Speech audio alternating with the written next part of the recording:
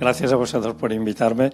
La verdad es que es bueno, siempre es agradable y encantador venir por aquí, pero esta vez he tenido que venir sin tiempo ni para cenar, y lo cual, pues, ¿qué se le va a hacer?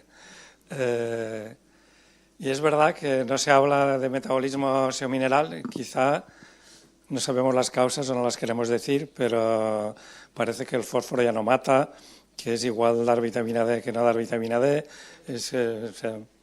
Cuando hablas con la gente joven, realmente es algo que está, bueno, ahora pues que quizá nos preocupamos más de si nos pica la piel o si no, Roberto me mira.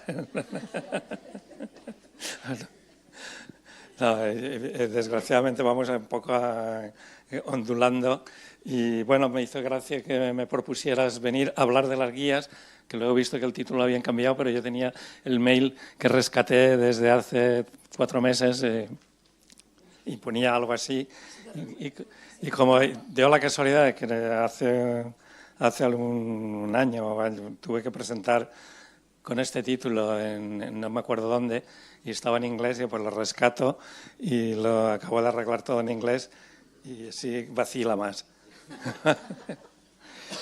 Y esto es lo que dicen, pero yo creo que os podéis quedar con las 2 o 3 primeras diapositivas porque luego poca cosa más.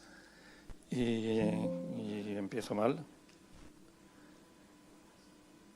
¿Qué son guías? Las guías, bueno, las guías nos avisan de cómo actuar en ciertas circunstancias, pero, y esto es lo más importante, la decisión final siempre depende del médico, del paciente y de las circunstancias. Como diría Ortega y Gasset, ¿no? Somos nosotros y nuestras circunstancias, en este caso, por muchas guías que tengamos, depende de la situación en ese momento del paciente en concreto y de las circunstancias que lo envuelvan. Y luego me hacía esta otra pregunta. Tenemos guías, tenemos años haciendo guías. ¿Alguien sigue las guías? ¿Hay alguien aquí que siga las guías? ¿Verdad que no? No, es verdad, o sea, al final... ¿eh? Que nadie las sigue. Que nadie las sigue. Entonces, ¿para qué hacerlas? Pues, dicho todo esto, ya pasamos a las guías. Desgraciadamente, las guías de metabolismo óseo-mineral adolecen de estudios porque hay muy poca evidencia y todos son recomendaciones basadas en gente que se reúne o a veces nos reunimos y pensamos que en lo que hay de la literatura y con nuestra experiencia pues deberíamos hacer las cosas así, pero bueno, no digo más. Y ya sabemos que quizá, y por eso tampoco me extenderé nada en la osteoporosis, que es lo único que es verdad que es más novedoso y que se está integrando, y hace años que hablábamos, pero parece que ya se ha tomado un poco más en serio, porque sobre todo tenemos pacientes más añosos, pero lo demás, pues, no ha cambiado mucho. Entonces, si uno mira respecto a la monitorización, bueno, pues que es razonable basar la frecuencia de la monitorización del calcio, del fósforo y la PTH en la presencia de anormalidades del tamaño de las anormalidades. Vale, pues ya lo sabemos. Entonces, la guía española, que es lo que yo defendía, como mínimo somos un poco más concretos y nos damos la frecuencia, os recomendamos una frecuencia de búsqueda de marcadores bioquímicos en función del estadio y en función de si el paciente está trasplantado o no está trasplantado y del metabolito.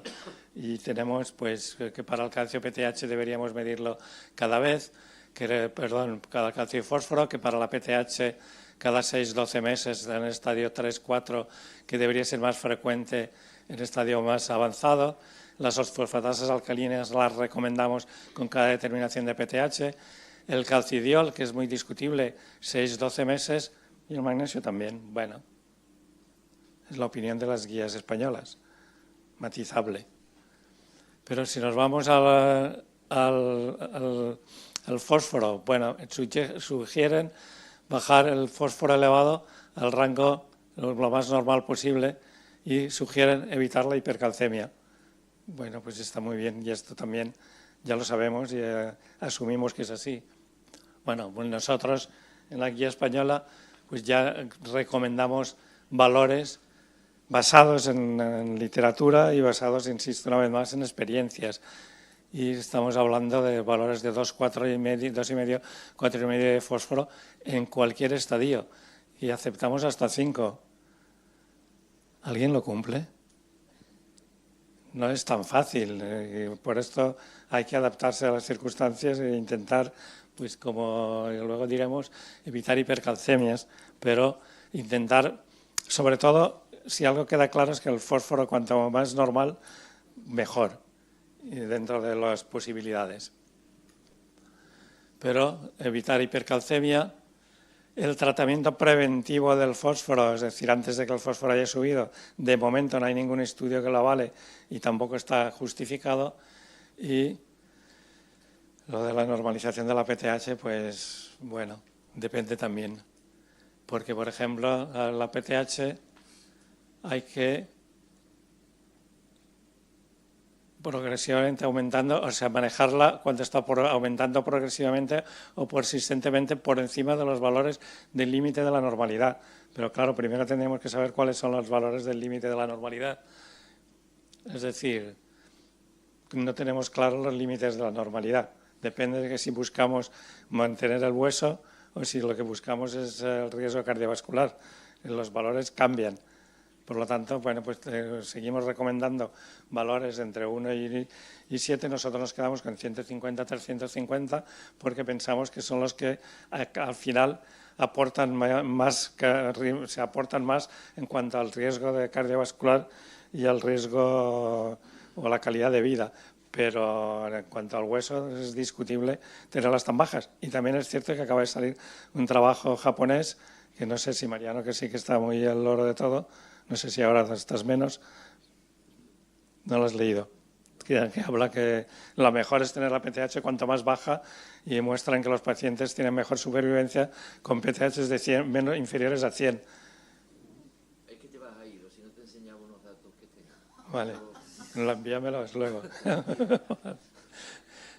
Bueno, nosotros hablamos de que lo que mejor correlaciona con el turnover es la combinación de PTH fosfatasas alcalinas, que los valores de PTH asociados con alto o bajo turnover no realmente se asocian con supervivencia, es decir, una cosa es supervivencia, otra cosa es recambio óseo, y que no hay ningún estudio prospectivo que haya demostrado que el mejorar los parámetros mejore la calidad de vida.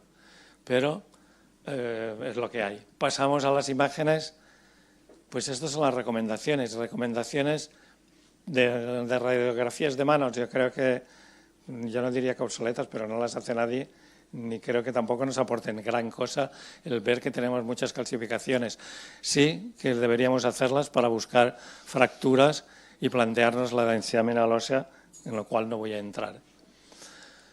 En cuanto a las alternativas terapéuticas, pues la restricción dietética con moderación, siempre con moderación, mejor tener a los pacientes bien alimentados, suplementos de 25D si son necesarios y los quelantes del fósforo pues podemos utilizar cualquiera y los análogos de la vitamina D también podemos utilizar cualquiera.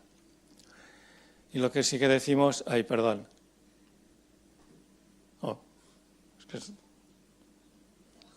sí, ahora.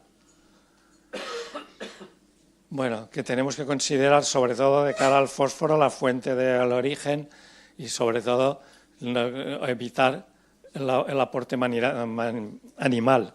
El vegetal, como se absorbe muy poco, y a veces pensamos, no, es que la dieta vegetal tiene mucho fósforo, pero absorbemos prácticamente nada, por lo tanto podemos estar más libres de ello.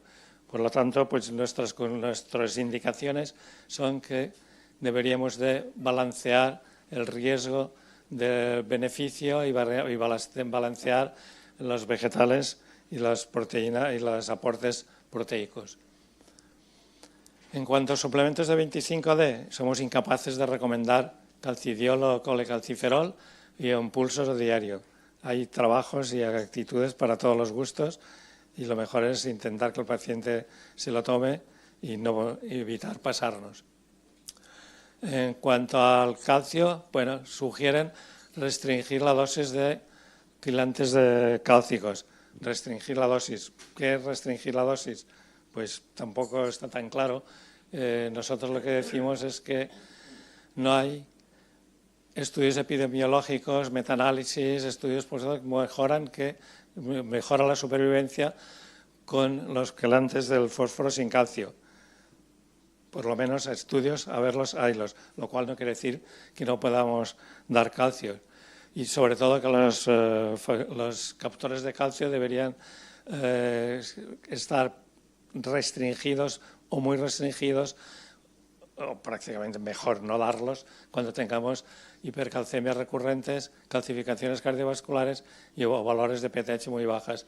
Si miramos a los pacientes, prácticamente casi todos van a tener algo de calcificación vascular, por lo tanto entran en este grupo. Y a lo que apuntábamos y que bueno, es una alternativa interesante, los nuevos captores basados en hierro. Es razonable reservar el uso de calcitriol y vitamina D análogos en estadios 4 o 5 cuando está, excepto para severas y progresivo hiperparatiroidismo. ¿Qué es esto? ¿Que tenemos que esperar a que estén mal para tratarlos? Pues bueno, es lo que dicen las recomendaciones, en lo cual tampoco estamos nada de acuerdo. Y yo creo que lo que hay que intentar es evitar que lleguen a severas y altos valores de PTH.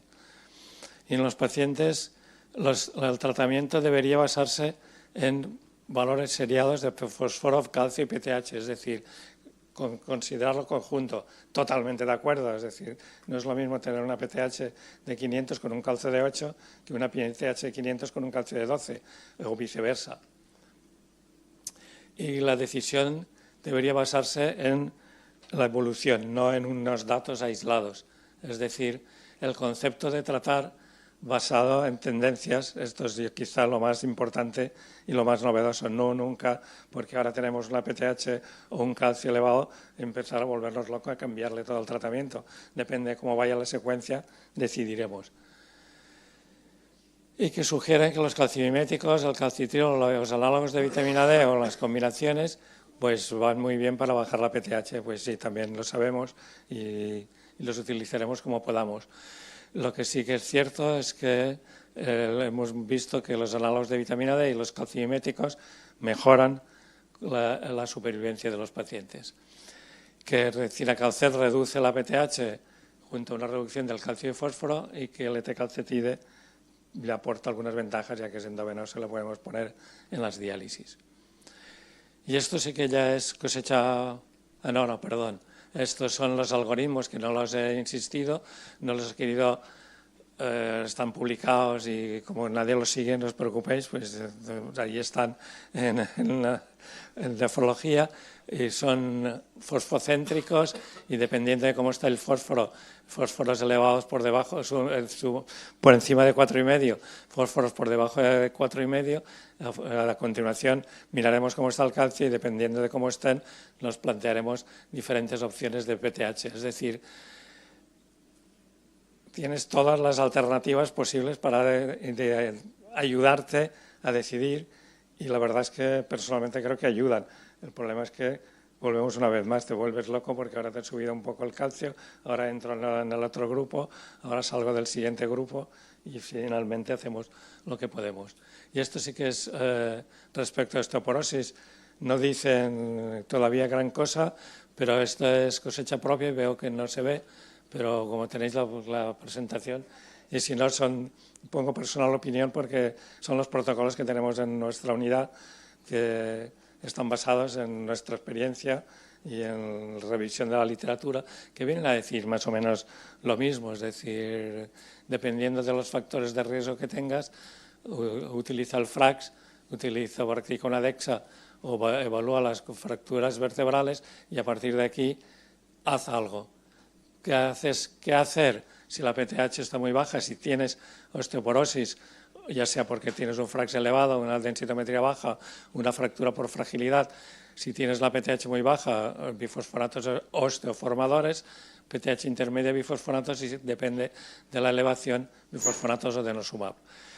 Si los utilizamos durante la diálisis no deberíamos disminuir la dosis, estos siempre que sean endovenosos, y si los ponemos al final de la diálisis o son orales, reducimos la dosis a la mitad, y con el denosumab, que ya lo he dicho muy bien, las usa vigilar mucho la calcemia. Y por último, en cuanto al trasplante, esto es lo que las guías españolas recomiendan, porque en las europeas no recomiendan nada, recomiendan que también todo es vago y hay que actuar. Ahora ha aparecido algo de la osteoporosis, pero muy light, y excepto la osteoporosis poco más, pero bueno, pues nosotros recomendamos, si los pacientes tienen factores de riesgo y no están recibiendo esteroides, no hace falta hacer ninguna profilaxis. Si están recibiendo esteroides, darles calcitriol y calcio, que es lo único que hay constatado en la literatura. Si tienen factores de riesgo, deberían tener una densitometría basal. Yo creo que prácticamente deberían tenerlos todos, porque raro es el paciente que no tiene factores de riesgo. Si tienen osteoporosis, actuar con bifosfonatos o denosumab, y si no la tienen, con vitamina D y calcio. Y repetirla cada 2 o 3 años y actuar en consecuencia. Y lo último de lo último es esta reunión que se produjo en Madrid el año pasado, y yo he sacado pues estas conclusiones que acaban de matizar lo que hasta ahora llevábamos, y es que tendremos que tener en cuenta la edad del paciente. No es lo mismo tratar a un paciente o buscar valores con un paciente de 40 años que con un paciente de 80 años, ya no solo para el hueso, sino para la PTH y para todo, la raza. Cada vez tenemos más pacientes de diferentes razas. El género depende, tampoco que siempre unificamos, y no es lo mismo una mujer menopáusica que una mujer premenopáusica, no es lo mismo un varón que una mujer, si eso no es diabético, y si tiene o no tiene alto riesgo. En resumen, acabamos concluyendo que hay que individualizar. Entonces, pues tenemos muchas guías, pero al final acabamos pensando en tantos factores que lo mejor es plantearnos individualizar. Y así que el resumen mío sería algo así como: las guías del metabolismo óseo-mineral son un mundo de posibilidades, y que podrían haber sido pero no son, donde cada cosa es posible, porque puede que ocurra o ha ocurrido todavía, o quizá no ocurra nunca. Es decir, hacemos lo que podemos, pero bueno, siempre, ante alguna duda que tengáis, pues os puede quedar. ¿La nefrología te llena de dudas? ¿Quieres saciar tu sed de conocimiento y alcanzar la sabiduría plena? Pregúntale al Torre. Envía tu pregunta a nefrolateshow@clinic.cat y te la responderán directo. El Torre es así de enrollado. Pregunta, no te cortes. Torre tiene todas las respuestas. O casi. Bueno, y esto es todo. A ver, ¿alguna pregunta, Carlos? Carlos, si quieres mejor de viva voz, ¿no? Es que tengo yo el micro. Espera, Eso yo creo, levántate si quieres. El ponente hace... Nada, que excelentes presentaciones, Susa y Vicente. Y solo una curiosidad. Es que hace muchos años, lo estuvimos hablando hace poco, se hablaba mucho del riesgo cardiovascular del paciente con enfermedad renal. Sabemos que los pacientes en diálisis jóvenes tienen el mismo riesgo de un paciente de 80 años. ¿Y qué ha pasado con esto? Porque ahora está todo centrado en la osteoporosis. Sabemos que el hueso desmineralizado, descalcificado, pues ese calcio no se pierde, ese calcio se va a otro sitio. Sabemos que se va al endotelio vascular. Pero ¿qué pasa con el riesgo vascular? ¿Qué pasa con los fármacos que previamente parecía que disminuían ese riesgo cardiovascular, potenciaban ese efecto pleiotrópico? ¿Y por qué ya no se habla de eso? ¿Por qué ya eso parece que ha desaparecido? Eso es una pregunta trampa. No, yo creo que ya lo hablábamos, que el riesgo cardiovascular sigue existiendo. Lo único que pasa es que estos fármacos no se promocionan y entonces nos relajamos. Desgraciadamente esto es así y tampoco es que tenga ningún problema en contestarlo, ¿no? O sea, cuando tenemos detrás alguien que promociona un fármaco nos acordamos. Y por esto agradezco yo que toquemos estos temas, porque si no parece que nos olvidamos. Y realmente yo creo que nos hemos olvidado y debemos de volverlo a poner en la actualidad, y debemos hacerlo desde nuestra sociedad, porque si no, no lo vamos a hacer. ¿Alguna otra pregunta? Bueno, yo le quiero dar las gracias a Vicens, porque el esfuerzo que has hecho ha sido llegar anoche a las tantas para irte corriendo ahora. Muchísimas gracias. Es de agradecer. Me entusiasma en la mesa y que estemos aquí todos, y te lo agradezco enormemente. Y yo tengo una pregunta. Cuando empecé la residencia y tal, todo lo que veíamos y todo lo que nos preocupaba era el hiperparatiroidismo severo. Ahora no vemos esos grados de hiperparatiroidismo. ¿Piensas que es verdad que ha cambiado el perfil, que los pacientes son pacientes mayores, que hay más pacientes diabéticos, pero en cierto modo lo estamos haciendo un poco mejor antes? Eso es. Estamos haciendo las cosas mejor, bastante mejor. Y también es verdad que tenemos un arsenal terapéutico que no teníamos antes, porque si te mueves por Sudamérica, Latinoamérica, sigues teniendo pacientes con PTHs de 2.000, de 3.000, que nosotros ya prácticamente, yo hace años que no veo una PTH de 2.000 y pico. Y desgraciadamente, si la vemos, es en pacientes que acaban de llegar, inmigrantes, pues ya últimamente, pues un chiquito de Venezuela, joven que ha venido y venía con una PTH de 2.400, pero esto aquí no lo vemos. Tenemos mejores alternativas y las manejamos mejor. Y las manejamos antes, aunque tengamos esto un poquito olvidado, pero bueno, si lo recordamos, lo hemos integrado un poco. mejoraremos. Exactamente. Gracias, Vicens. Gracias a vosotros.